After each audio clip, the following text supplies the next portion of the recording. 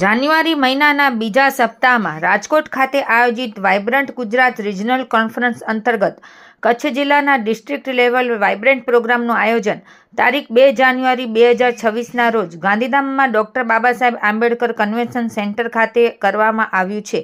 આ વાઇબ્રન્ટ પ્રોગ્રામમાં મહત્વપૂર્ણ MOU સાથે વિવિધ ટેકનિકલ સેશન, એક્ઝિબિશન તેમજ પેનલ ડિસ્કશન યોજાશે. કચ્છ જિલ્લા કલેક્ટર આનંદ પટેલના અધ્યક્ષસ્થાને આયોજિત બેઠકમાં વાઇબ્રન્ટ કચ્છ પ્રોગ્રામના આયોજનને લઈને વિવિધ તૈયારીઓની સમીક્ષા કરવામાં આવી હતી. કચ્છ જિલ્લા કલેક્ટર આનંદ પટેલે અધિકારીઓને વાઇબ્રન્ટ કચ્છ પ્રોગ્રામના આયોજન અંગે માર્ગદર્શન પૂરું પાડતા જણાવ્યું કે વાઇબ્રન્ટ પ્રોગ્રામમાં ઉદ્યોગો સાથે કોલેજ કક્ષાના વિદ્યાર્થીઓને પણ સાંકળીને ઇવેન્ટનું આયોજન કરવાથી નવા સ્ટાર્ટઅપને વેગ મળશે. કલેક્ટરે ઉદ્યોગો વચ્ચે સંકલન થાય અને તે માટે B2B બેઠકો બાબતે ભાર મૂક્યો હતો. આ ઉપરાંત બિઝનેસ ટુ ગવર્મેન્ટ બેઠકોમાં સરકારના વિવિધ ડિપાર્ટમેન્ટ ઉત્સાહભેર સહભાગી બને તેમ કલેક્ટરે જણાવ્યું હતું. નાના ઉદ્યોગો, હેન્ડીક્રાફ્ટ્સ વગેરે સંકલન યુનિટ પણ વાઇબ્રન્ટના જિલ્લા કક્ષાના પ્રોગ્રામમાં હાજર રહીને પોતાના પ્રોડક્ટ કે સેવાઓનું પ્રદર્શન કરી શકે તે પ્રકારે આયોજન કરવા કલેક્ટરે સૂચન કર્યું હતું.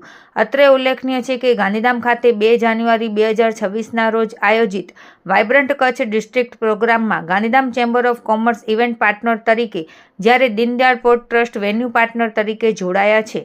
આ ઉપરાંત કોફિયા અને કચ્છ મેનેજમેન્ટ એસોસિએશને નોલેજ પાર્ટનર તરીકે સહભાગી બન્યા છે.